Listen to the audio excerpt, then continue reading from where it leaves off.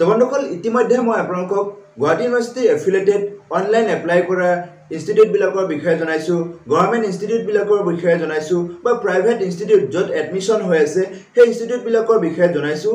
তো বন্ধুসকল আজি মই আপোনালোকৰ বাবে এই ভিডিঅ'টি লৈ আনিছোঁ কাৰণ বহুত শিক্ষাৰ্থী 130 বা 120 নম্বৰৰ তলত পাইছে। তো এই শিক্ষাৰ্থীসকলে এই 120 বা 130 নম্বৰৰ তলত পোৱা শিক্ষাৰ্থীসকলে কোনবোৰ ইনষ্টিটিউচনত এপ্লাই কৰিলে তেওঁলোকৰ এডমিশ্যন পোৱাৰ সম্ভাৱনাটো বেছি থাকিব বা তেওঁলোকে এডমিশ্যন পাব পাৰে, সেই তেনেকুৱা ধৰণৰ প্ৰায় 7-8খন ইনষ্টিটিউটৰ বিষয়ে মই আপোনালোকক এই ভিডিঅ'টিত জনাম য'ত আপোনালোকে এপ্লাই কৰিব পাৰিব আৰু আপোনালোকৰ এডমিশ্যন পোৱাৰ সম্ভাৱনা তাত বেছি থাকিব। আৰু এনেধৰণৰ ইনফৰ্মেটিভ ভিডিঅ' পাই থাকিবলৈ মোৰ এই চেনেলটি এতিয়া পৰ্যন্ত যদি ছাবস্ক্ৰাইব কৰা নাই ছাবস্ক্ৰাইব কৰি মোক আগলৈ এনেধৰণৰ নতুন নতুন ভিডিঅ' বনোৱাত প্ৰেৰণা যোগাব বুলি মই আশা ৰাখিলোঁ।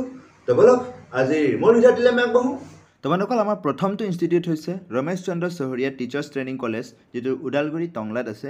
এই ইনষ্টিটিউটখনতো প্ৰত্যেক বছৰে কাট অফ কম যায়, সেয়ে আপোনালোকে ইয়াত এপ্লাই কৰিব পাৰিব। হয় বন্ধুসকল, ইয়াৰ এপ্লাই প্ৰক্ৰিয়া যোৱা 17 তাৰিখৰ পৰা আৰম্ভ হৈ গৈছে আৰু অহা 24 আগষ্ট পৰ্যন্ত আপোনালোকে এপ্লাই কৰিব পাৰিব। আৰু তেওঁলোকে অহা 24 আগষ্ট তাৰিখে তেওঁলোকে মেৰিট লিষ্ট পাব্লিছ কৰিব আৰু 27 তাৰিখৰ পৰা তেওঁলোকে এডমিশ্যনসমূহ কণ্ডাক্ট কৰিব। তো বন্ধুসকল, যদি আপোনালোকে এই ইনষ্টিটিউটখনত এপ্লাই কৰিব বিচাৰে তেতিয়াহ'লে এইকেইদিনৰ ভিতৰত এপ্লাই কৰিব পাৰিব যিসকল শিক্ষাৰ্থী কম নম্বৰ পাইছে, অৰ্থাৎ 120-130 নম্বৰৰ তলত পাইছে। নেক্সট বন্ধুসকল, আমাৰ দ্বিতীয়খন ইনষ্টিটিউট সেইটো হৈছে Sadharani Dalairam Pathak college of teacher education Tihu, অৰ্থাৎ SDP college of teacher education. এই ইনষ্টিটিউটখনতো প্ৰত্যেক বছৰে বাকীবিলাক ইনষ্টিটিউটৰ তুলনাত কাট অফ কম যায়, সেয়ে আপোনালোকে যদি কম নম্বৰ পাইছে এই ইনষ্টিটিউটখনত এপ্লাই কৰিব পাৰে। হয় বন্ধুসকল, এই ইনষ্টিটিউটখনতো এপ্লাই যোৱা 17 তাৰিখৰ পৰা আৰম্ভ হৈ গৈছে। 21 তাৰিখ পৰ্যন্ত এপ্লাই প্ৰক্ৰিয়াৰ লাষ্ট ডেট দিছে। অফলাইনভাৱে এপ্লাই কৰিব পাৰিব আৰু আপোনালোকৰ যিটো এডমিশ্যন লাষ্ট ডেটৰ যিটো ফৰ্ম ছাবমিট কৰাৰ লাষ্ট ডেট 21 আগষ্ট দিছে আৰু এডমিশ্যন তেওঁলোকে 23 আগষ্ট তাৰিখে কণ্ডাক্ট কৰিব। মেৰিট লিষ্ট তাৰ একদিন আগত অৰ্থাৎ 22 তাৰিখে তেওঁলোকে পাব্লিছ কৰিব। হয় বন্ধুসকল, যদি আপুনি কম নম্বৰ পাইছে তেতিয়াহ'লে আপুনি SDP কলেজতো এপ্লাই কৰিব পাৰে। আমাৰ তৃতীয়খন ইনষ্টিটিউট হৈছে বন্ধুসকল Dhubri post graduate teacher training college, যিটো ধুবুৰীত আছে।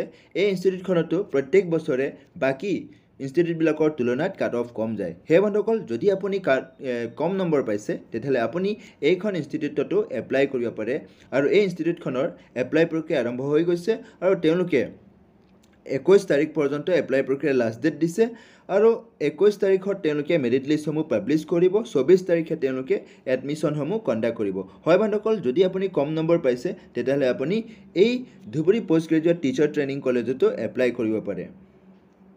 আমাৰ চতুৰ্থটো ইনষ্টিটিউট সেইটো হৈছে বন্ধুসকল বৰপেটা BT কলেজ। এই ইনষ্টিটিউটখনত আপোনালোকে অনলাইনভাৱেও এপ্লাই কৰিব পাৰিব। হয় বন্ধুসকল, বৰপেটা BT কলেজত আপোনালোকে এপ্লাই কৰিব পাৰে যদিহে আপুনি কম নম্বৰ পাইছে, 130 নম্বৰৰ তলত পাইছে বা 120 নম্বৰৰ তলত পাইছে। হয় বন্ধুসকল, এই ইনষ্টিটিউটখনত প্ৰত্যেক বছৰে এজ কম্পেয়াৰ টু আদাৰ ইনষ্টিটিউট ইয়াত কাট অফ কম যায় আৰু ইয়াত যিটো এপ্লাই প্ৰক্ৰিয়া 20 তাৰিখ লাষ্ট ডেট দিছে আৰু অহা 21 তাৰিখে তেওঁলোকে মেৰিট লিষ্ট পাব্লিছ কৰিব আৰু 24 তাৰিখে এডমিশ্যনসমূহ কণ্ডাক্ট কৰিব। কিবা যদি অসুবিধা থাকে ফোন নম্বৰ ইয়াত দিয়া আছে, আপোনালোকে কণ্টেক্ট কৰিব পাৰে। 5 নম্বৰ ইনষ্টিটিউট সেইটো হৈছে বন্ধুসকল হামএগ ৰুৰেল কলেজ অফ এডুকেশ্যন। এই হামএগ ৰুৰেল কলেজ অফ এডুকেশ্যন যদিহে আপুনি 90 পাইছে, 95 পাইছে, 100 নম্বৰ পাইছে তেতিয়াও আপুনি ইয়াত এপ্লাই কৰিব পাৰে। এই ইনষ্টিটিউটখনত আপোনালোকে এডমিশ্যন লাভ কৰিব। হয় বন্ধুসকল, যিমানবোৰ ইনষ্টিটিউট আছে তাৰে ভিতৰত আটাইতকৈ কাট অফ ইয়াত যায় আৰু সেই বন্ধুসকল এই ইনষ্টিটিউটখনত আপোনালোকে এপ্লাই কৰিব পাৰে। অফলাইনভাৱে এপ্লাই কৰিব পাৰিব। এপ্লাই প্ৰক্ৰিয়া চলি আছে, আপোনালোকে ইনষ্টিটিউটখনত গৈ এপ্লাই কৰিব পাৰিব। হয় বন্ধুসকল, হামএগ ৰুৰেল কলেজ অফ এডুকেশ্যন নগাঁৱত আছে আৰু ইয়াত আপোনালোকৰ NCT ৰিকগনাইজ ইনষ্টিটিউট হয়, আপোনালোকে এপ্লাই কৰিব পাৰে। নেক্সট বন্ধুসকল, আমাৰ 6 নম্বৰ ইনষ্টিটিউট সেইটো হৈছে কলিয়াবৰ কলেজ অফ এডুকেশ্যন। হয় বন্ধুসকল, আপুনি যদি 130 বা তাৰ আহে পাহে পাইছে তেতিয়াহ'লে কলিয়াবৰ কলেজ অফ এডুকেশ্যনো আপোনাৰ কাৰণে বেষ্ট ইনষ্টিটিউট হ'ব পাৰে। ইয়াতো আপোনালোকে এপ্লাই কৰিব পাৰে। এপ্লাই প্ৰক্ৰিয়া চলি আছে। অফলাইন ফৰ্ম আপোনালোকে ছাবমিট কৰিব লাগিব আৰু আপোনালোকে কলিয়াবৰ কলেজ অফ এডুকেশ্যন যিটো হয় সেইটো কলিয়াবৰত আছে। নগাঁৱৰ পৰা যদি যায় আপোনালোকে 50 কিলোমিটাৰ পৰিব আৰু এইফালে তেজপুৰৰ পৰা যদি আহে আপোনালোকৰ 25 কিলোমিটাৰ ডিষ্টেঞ্চত কলিয়াবৰ কলেজ অফ এডুকেশ্যন আপোনালোকে পাব। ইয়াত আপোনালোকে এপ্লাই কৰিব পাৰে। আমাৰ নেক্সট ইনষ্টিটিউট হৈছে বন্ধুসকল Ataur Rahman college of education, যিটো উটমাৰী বৰপেটাত আছে।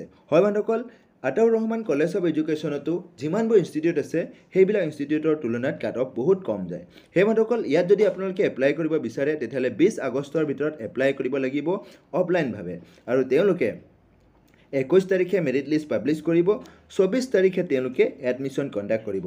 হয় বন্ধুসকল, যদি আপুনি এই ইনষ্টিটিউটখনত এডমিশ্যন ল'ব বিচাৰে বা আপুনি যদি কম নম্বৰ পাইছে তেতিয়াহ'লে আপোনাৰ কাৰণে বৰপেটা যিটো Ataur Rahman college of education আপোনাৰ কাৰণে বেষ্ট হ'ব পাৰে।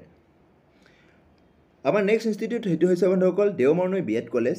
এই দেওমাৰনৈ বি এড কলেজতো কাট অফ বাকী ইনষ্টিটিউটবিলাকৰ তুলনাত কম যায়। ইয়াৰ এপ্লাই প্ৰক্ৰিয়া চলি আছে।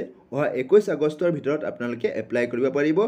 OBC MOBCৰ কাৰণে NCL কম্পালচৰি লিখি দিছে আৰু যিসকল ৰিজাৰ্ভ কেটেগৰী 80ৰ ওপৰত পালে এপ্লাই কৰিব পাৰিব আৰু যিসকল আনৰিজাৰ্ভ কেটেগৰী তেওঁলোকে যদি 90ৰ ওপৰত পাইছে এপ্লাই কৰিব পাৰিব। নেক্সট বন্ধুসকল আমাৰ ইনষ্টিটিউট এইটো হৈছে Nazir Ajmal memorial college of education. ইয়াত আপোনালোকে অনলাইন আৰু অফলাইন দুই ধৰণে এপ্লাই কৰিব পাৰিব। এপ্লাই প্ৰক্ৰিয়া চলি আছে আৰু এপ্লাই প্ৰক্ৰিয়াৰ লাষ্ট ডেট তেওঁলোকে 23 আগষ্ট দিছে।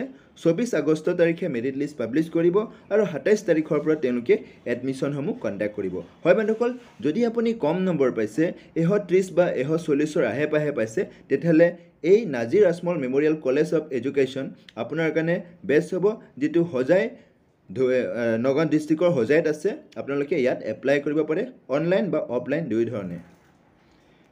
নেক্সট ইনষ্টিটিউট সেইটো হৈছে বন্ধুসকল Krishna Bora B Ed college, যিটো নগাঁও লংকাত আছে। এইটো হোজাই ডিষ্ট্ৰিক্টতে আছে। নগাঁও ডিষ্ট্ৰিক্টৰ হোজাই যিটো চাব ডিভিজন আগতে ডিষ্ট্ৰিক্ট আছিলে এতিয়া আকৌ চাব ডিভিজন কৰি দিছে। তো আপোনালোকে ইয়াত এপ্লাই কৰিব পাৰে। ইয়াতো এপ্লাই প্ৰক্ৰিয়া আৰম্ভ হৈ গৈছে। 16 আগষ্ট তাৰিখৰ পৰা আৰম্ভ হৈ গৈছে আৰু 20 আগষ্ট অৰ্থাৎ অহাকালি পৰ্যন্ত আপোনালোকে এপ্লাই কৰিব পাৰিব। মেৰিট লিষ্ট 21 তাৰিখে পাব্লিছ কৰিব। আপোনালোকে যদি কম নম্বৰ পাইছে তেতিয়াহ'লেও আপোনালোকে এই কৃষ্ণ বৰা বি এড কলেজত এপ্লাই কৰিব পাৰে। হয় বন্ধুসকল, এপ্লাই প্ৰক্ৰিয়া চলি আছে। আপোনালোকে যদি এডমিশ্যন ল'ব বিচাৰে এপ্লাই কৰিব পাৰে। তো বন্ধুসকল তেতিয়াহ'লে এইকেইখন আছিল ইনষ্টিটিউট, যিবোৰ ইনষ্টিটিউট আপোনালোকে কম নম্বৰ পালেও এডমিশ্যন লাভ কৰিব পাৰে। হয় বন্ধুসকল, যদি আপুনি 120 বা 130 নম্বৰ আহে পাহে লাভ কৰিছে তেতিয়াহ'লে এইবিলাক ইনষ্টিটিউট আপোনাৰ কাৰণে বেষ্ট হ'ব পাৰে, কাৰণ আপুনি এই ইনষ্টিটিউটবিলাকত এডমিশ্যন লাভ কৰাৰ সম্ভাৱনাটো বেছি থাকিব। তো বন্ধুসকল তেতিয়াহ'লে ভিডিঅ'টি শেষলৈকে চোৱাৰ বাবে আপোনাক অশেষ ধন্যবাদ। জয় আই অসম।